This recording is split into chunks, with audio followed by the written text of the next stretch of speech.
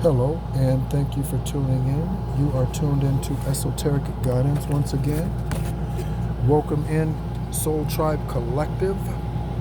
Thank you so much for being a part of what's happening here on the channel. And we are on to, I did not post What's Your Aura yesterday. So we are on to continuing that journey. Okay. Through this wonderful book, written and authored by Mystic Michela. You can find her on Instagram. Okay, that's the platform that I am aware of that she's on. Okay, so again, thank you so much. New subscribers, again, I don't always have notifications of names, but to Enigmatic, thank you and welcome aboard. Appreciate you bringing your energy to this Soul Tribe Collective. I believe we are into chapter 3. Let me take a look.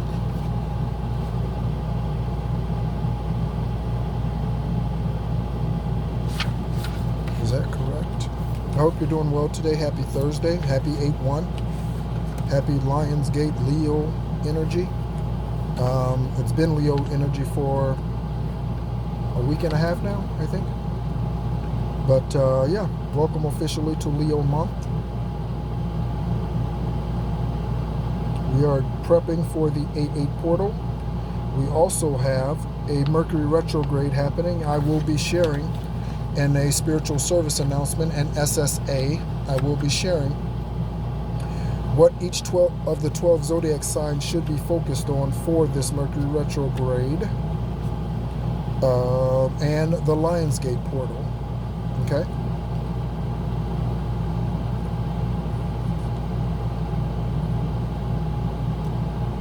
Or maybe, yeah, for the maybe for the Mercury retrograde.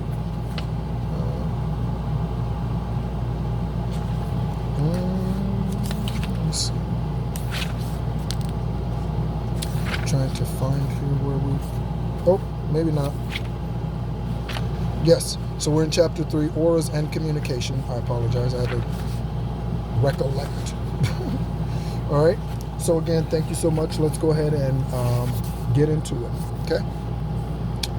Green auras. Okay. So for those of you who did not hear the previous, in the previous we covered red auras, blue auras, yellow auras, and purple auras. Okay.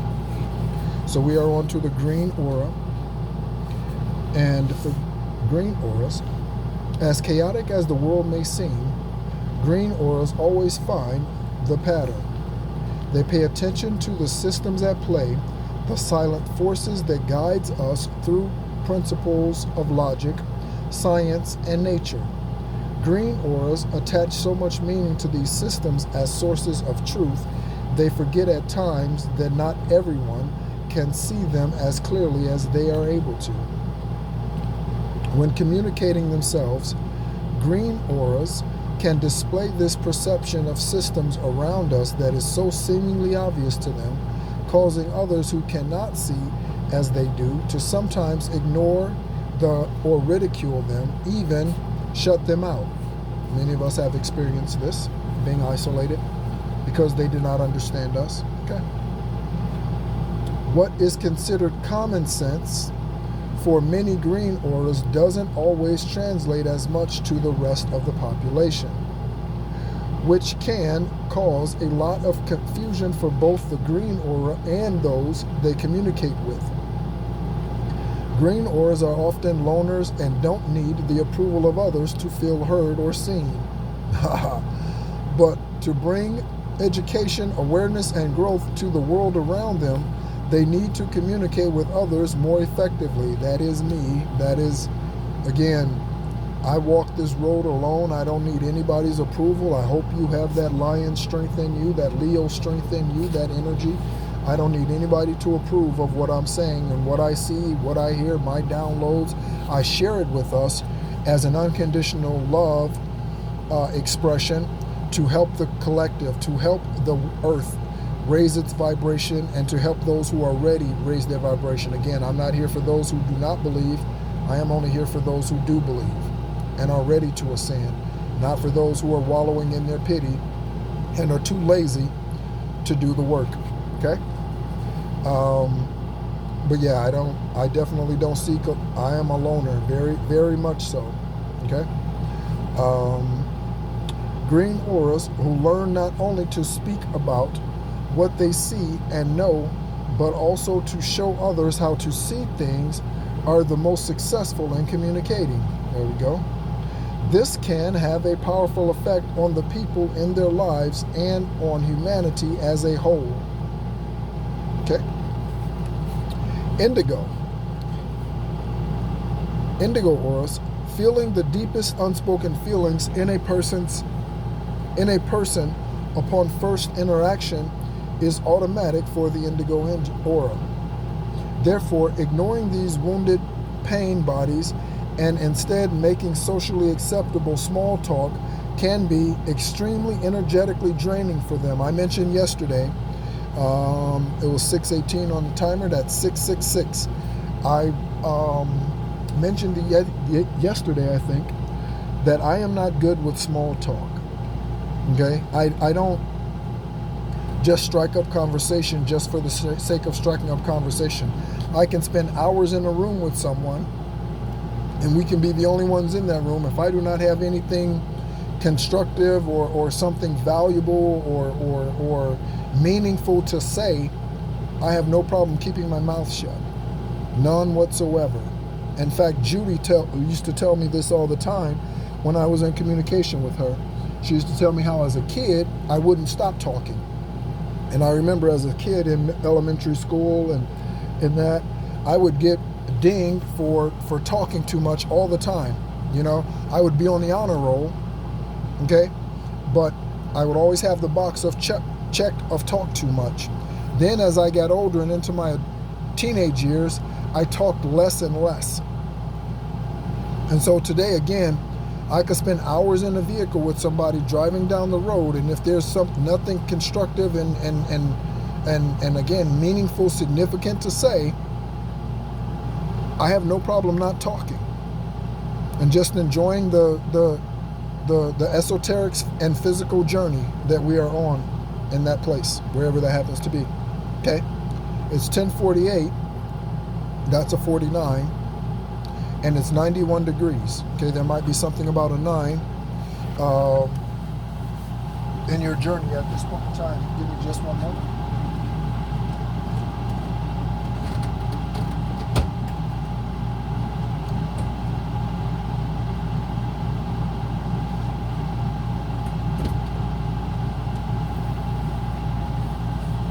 Okay, so again, as always, any names, numbers, years, dates, locations that I mentioned might be significant for your journey. Indigos, their ability to communicate is grounded in deep emotional conversations, forging change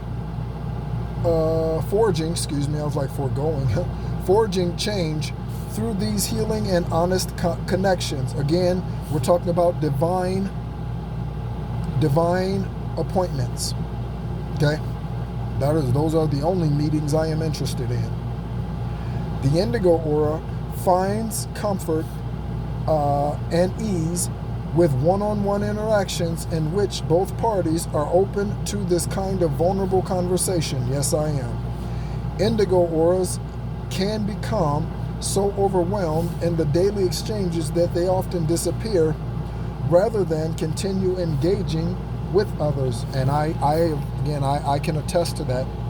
So if I spent an entire day in meetings and all of this, right, even if it's an event, you know, if I spent 5 hours at an event, I need a refresher. I need to get away for a while, go outside, walk around. I need to do that from time to time. Okay. And these are things that I've recognized in my own life after going through a spiritual awakening and dark night of the soul and spiritual awakening, a significant one, about myself.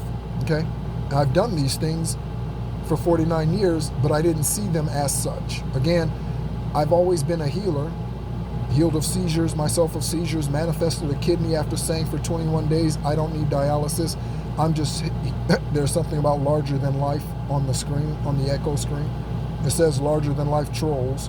That might be significant. 21 days of saying I don't need dialysis, that I was just there to socialize. Okay, I would tell the doctors that when he came in, when the nephrologist came in, I would tell the nurses that, I would tell the office manager that, I would tell anybody who will listen. I was married for part of that time. I would tell her that.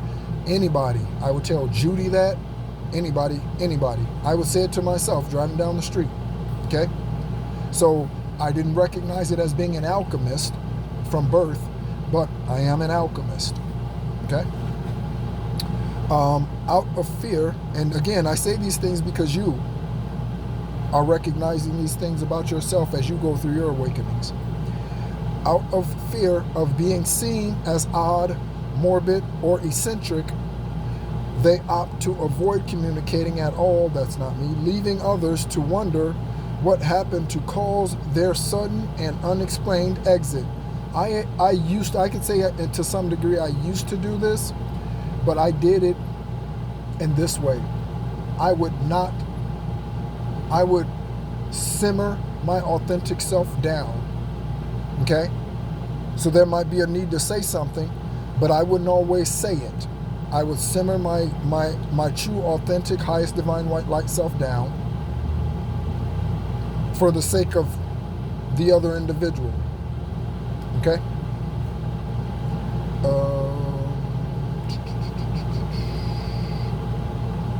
Indigo auras can feel others' perceptions at the same time they are expressing their own feelings, causing them to feed double the emotions.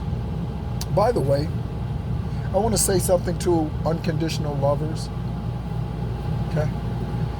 If one of your healing gifts is unconditional love, and you recognize that, there were times in the past where I got my unconditional love and need to heal someone confused with romantic love. Okay? There were times when I got those things confused. So instead of healing someone, I got emotionally or I got romantically involved. 13 minutes exactly on the timer, speaking of those situations. Okay, speaking of death, that's what 13 represents, scorpionic death. Even if who you're dealing with is not a Scorpio. I mean, sun or moon sign, or any, sun, moon, north node, south node, right, ascendant sign. So if it's not a major in their major grouping of ascendant or of zodiac signs. Okay, it just simply represents death. 13, which is not a bad thing. Indigo auras aren't always equipped to handle negativity, confrontation, or opinions that aren't empathetic, and can find themselves at a loss for words in these situations. Writing a good alternative for the indigo auras who lose their words in the moment they find, how does that go? Writing is, I missed that word, is. Writing is a good alternative for the indigo aura who lose their words in the moment they need them. So a journal would help significantly. The indigo aura who learns to advocate for the context that promote healthy communication and vulnerably explain what they can and cannot handle, and certain surface encounters are better able to articulate what they need to say in a world that so desperately needs to hear it. and cannot handle, and more surface encounters are better. Yeah, see? Surface encounters. Oh, one of the songs that I got this morning after that dream, if you did, I just posted a full collective current energy reading. Soul Tribe Collective. Please go listen to that video. There's a dream download that I received about the shift, about the timeline shift, okay? And about the battle that has been won and has ended. Please go listen to that video, okay? If the timeline that I speak of resonates with you, okay? But the song that I got this morning is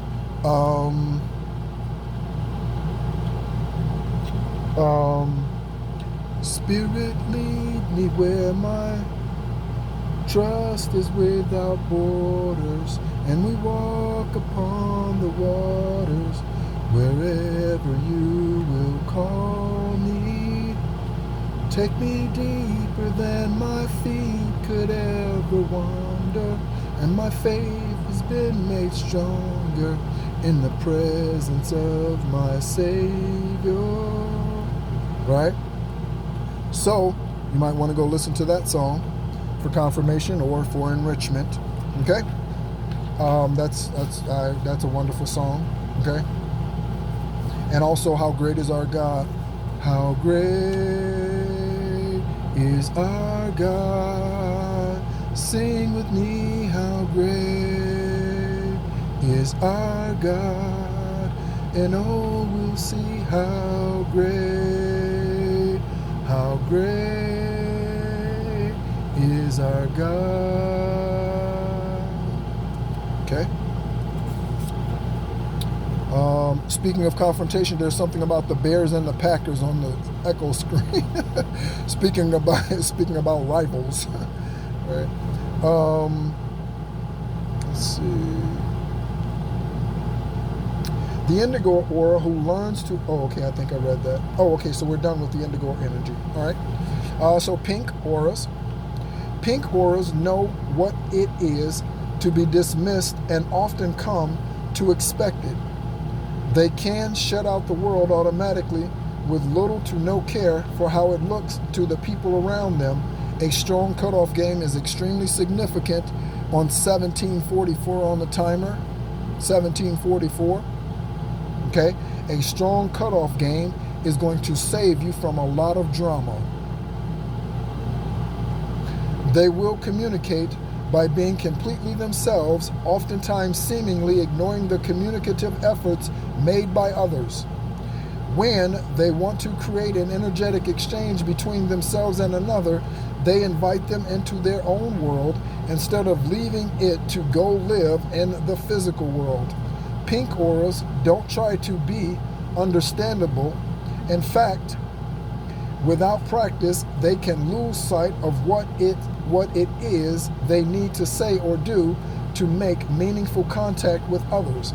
Because pink auras are often told to leave behind the joyful, innocent, and childlike perception that they have of the world. That is wrong, by the way. They self-preserve by learning not to listen at all. This leads them to distrust any method of communication around them. The pink aura, who finds strength in their own perception and understands that no one can control them, finds it easier to learn other ways to connect with people around them so that everyone's ideas and views are seen, heard, and shared. Very interesting. The pink aura, who finds strength in their own perception and understands that no one can control them. It's a beautiful thing. Okay? Turquoise energy. Bursting at the seams with energies that come and go as they please is how the turquoise aura knows life. Their ability to communicate goes beyond words, for their actions and treatment of others become a reflection a reflective response dictated by what each person subconsciously seeks and needs. They mirror others' true selves back to them, and an awareness of this impressive energetic gift, that is an impressive energetic gift, assists with their control over who they will do this for, but even so, their abilities to take in all perspectives at once is overwhelming and confusing. Okay? So high empaths might have to really pay attention to managing that, hone in on that, okay? That high level gift. They may begin to treat a person the way that a person is treating another, or act in a way another person may find triggering due to an unhealed emotional wound. They may say things that that are deeply profound, but that arrive seemingly out of nowhere, leaving the people around them unprepared and unsure of how to respond. This can cause the turquoise aura to feel judged, unheard, and even unloved. Their understanding of their communication style needs to go beyond what they say to why they are saying it and for what purpose. The turquoise aura, more than any other color, must practice self-awareness of what they want to say and continue to place themselves in loving and appreciate contexts that value their words and deeds as such. Okay? And finally, we have the orange aura for auras of communication, learning your auras, your type of communication, okay? Or your energetic communication flow. If anyone knows how to connect with a crowd, it's an orange aura. Dynamic and bold, they tend to naturally have their fingers on the pulse of the world in which they live. I'm thinking of like I'm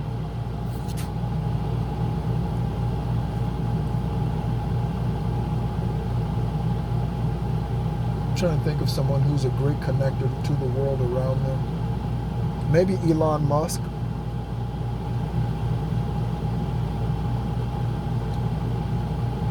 Maybe Steve Jobs. Okay? They understand what everyone's thinking and are able to put words into it to be heard and received by all. Okay, so they are a great oracle, orange energies. Okay, a great explainer, right? They maybe use a lot of metaphors and symbolisms and parables and that type of energy. Again, as a great communicator or illustrator. Orange auras are brilliant at making others feel seen and heard, as they can connect to the unseen part of a person who feels they have been looked over. They put words to the feelings others don't know how to express, and in doing so, make each individual feel important. Their method of communication is like anything else the orange aura does. I'm also reminded of Oprah Winfrey, although that is what she expresses. So we, again, talking about sun energy and moon energy, okay? What we show to the world as opposed to what we really truly are. So this is what she displays to the world in her case. This is what she displays to the world in this aura. However, what she really truly is something altogether different. Okay? I'm looking at something that said historical, complicated, sequential trade or something like that. How appropriate. Okay? So what she shows you is not really truly who she is. Okay? The orange aura wants to include everyone in the process, as they inherently know that this makes the job easier. The orange aura has an authenticity to their exchanges, a feel of larger-than-life presence, see? Faith becomes part of the relationship whereby orange aura can do what the other person doesn't feel capable of doing, and the orange aura knows this. As they are cheered along their path, they carry with them the words of all those who feel connected because of what the orange aura says. Says. Not as they live, but says. Okay? So next, we will be moving on to embracing your aura and the 8 sections. Okay? For embracing your aura, confirmation with the dog bark, is speak kindly to your aura, study the difficult people, awaken your throat chakra, challenge your people-pleasing aura, notice nonverbal auric cues, check your delivery, change your aura perspective, dig deep into miscommunication. Okay? So those are the sections that we will be covering next over the next couple of obviously it's 8 sections. So next couple of sections of what's your aura. Okay? Again, authored by Mystic Nishala. Thank you so much as always. It is currently 11:07, 92 degrees in southern Arizona, and 26:24 on the timer. 26:24 on the timer. Okay? Thank you so much as always again to our new subscribers. Even if I did not get a name notification for you, welcome aboard. We are at 192. Thank you so much. I am beyond blessed and thankful for those. Speaking of 192, 92, something about 29 or 92. I was born on the 29th. Speaking of, okay, 11:07, birthed at 1:07 in the 11th month. Okay? So thank you so much again as always. Much love to you, to our divine unions that are being united, coming in from the esoteric, as above, so below, coming into this union, these unions, okay, to bring forth the next generation of light workers, star seeds, healers, earth angels, empaths, okay? Bringing this next generation in is what one of the main purposes for these divine connections are. I speak to my divine masculine. I do not know who they are. Again, if you do not understand divine masculines, divine feminines, understand that that has nothing to do with your sexual gender this lifetime. Okay? Look into that and do due diligence to learn and find out which you are if you do not know. Happy Leo month, Leo energy, lion energy, lioness energy.